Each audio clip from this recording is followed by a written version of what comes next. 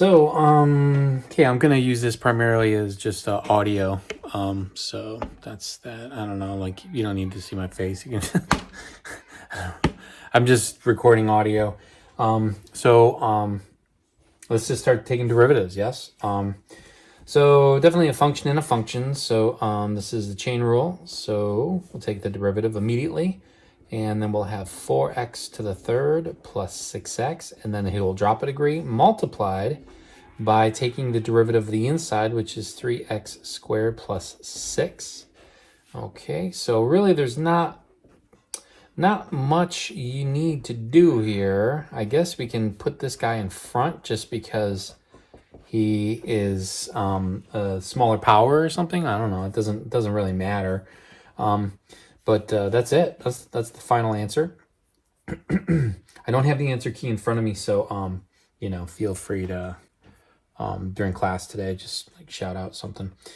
Okay, now I do see two functions being multiplied to each other, so this means I have to have the product rule. The product rule means that I do take the derivative of the first, which is secant x tangent x, but not the derivative of the second, plus not the derivative of the first, but the derivative of the second. So this guy, since it's 2 and x to the 1/2 will multiply to the 2, and he will become 1, but then he's going to drop a degree, so you're going to have x to the negative 1/2. Okay, now these are multiplied to each other. One is not in the other. And so all you've got is just this really weird function here. Okay, secant x tangent x times, this guy's not in tangent, times this plus secant x over the square root of x. And there's nowhere to go. Maybe you could factor out a secant, but like why? It doesn't serve any purpose whatsoever. So just be aware of that. If in a multiple choice situation that you don't see your answer, you know that something factored out. Okay, number 3.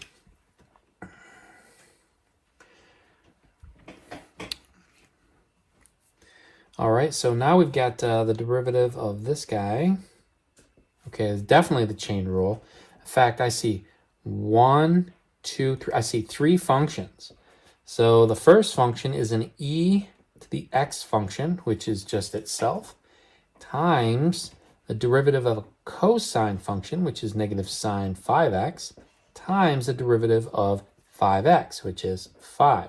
So if you put all these together, I guess we could put this in the front for a negative 35. You're just kind of in a position to what looks better, like what looks tighter and cleaner. I actually like to put a parenthesis around this.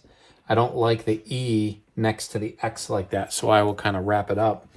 All right, but that's it. There's nowhere else to go. Here we've got kind of the same thing. So then what will happen is we'll take the derivative here. First outer shell is cosine of this thing times the derivative of the middle shell, which is the e function. And you guys now have enough experience where you can kind of spot when functions are in other functions, where before, like you look at that, you just see one function. But now that you've worked with the chain rule, that experience has kind of taught you like what it should look like. Okay, when a function is there and when it is not. So that's kind of and that's, I think that'll follow you through the rest of your collegiate experiences in mathematics. It's more experience sometimes than it is logic. This is good. All right, we just cleaned it up a little bit. Number 5, looks like I see 3 functions. So the outside function is the to the third power function. So that's going to be 3 equals 3 cosine 2x to the second, okay, times the derivative of cosine, which is negative sine 2x, times the derivative of 2x, which is 2. So we got a negative and we've got a 2, so that'll bring us to negative 6. And then I guess we'll put this guy in the front, but doesn't matter too much. I'll put a dot there just for clarity. Okay, but that looks good. Nowhere else to go. So it's quite interesting how there's very few steps to doing something quite sophisticated. All right.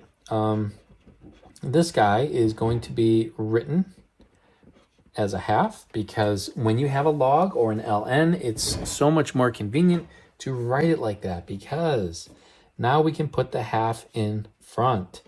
With the half in front, what we've got now is we've got this really nice situation where you can just multiply by half. Now, if you remember what a log is, what the derivative of a log is 1 over the ln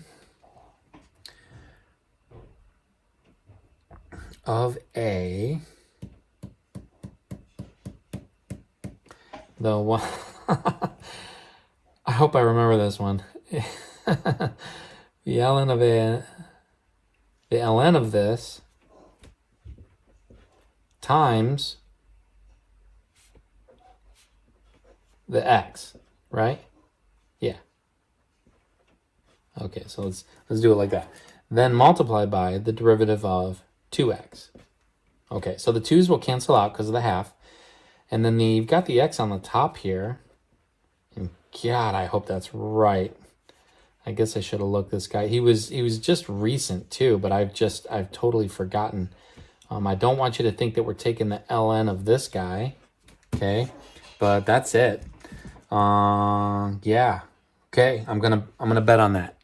Okay, I'm gonna bet on that. Okay, so now we got the cotangent. Now I'm gonna rewrite this though. Is cotangent of 3 theta to the 1/2 power. Okay, I do remember what the derivative of cotangent is, right? Yes, I remember. Okay. I do. All right. So 1/2, all right, cotangent of 3 theta. And then we're going to drop him a half a degree. So he's now in the denominator. But then we're going to multiply by negative cosecant squared 3 theta times the derivative of the inside. The farthest inside is 3. Okay, so what does that look like? We have this in the numerator, that's in the numerator, and that 2 is in the denominator, and so is this whole expression here. So we can make it, it's actually, you're kind of doing a nice little rewrite here. It's actually not too bad. Okay, then this 2 would be down there because of the half, and then you could just write it as the square root of cotangent, no. Cotangent of 3 theta. There we go. Not a square root. Not a square root. Okay. And yes, I'm going to bank on that. I don't actually have the answer key in front of me. I hope this is good. I'll verify this. And then if there's a typo, I'll bring this with me to school and then I'll take a look at it. But this is me kind of freestyling here. All right, so inverse tangent is actually, he's the good one. I like this guy. He is 1 over 1 plus something squared. Now, before we do that, though, remember when you're dealing with inverses, it's really nice to do this. Okay. And then that would be 9x to the 4th. Like, it's just really good to kind of set that little thing up so that you can... 1 plus u squared, which is 9x to the 4th, right? Times, 6x. Okay, nowhere to go. 6x goes on the top. There's nothing that cancels out over addition like this. Okay, you can't, it's addition, so there's no difference of 2 squared. Like, this is it. Okay. All right, that's 1 through 8.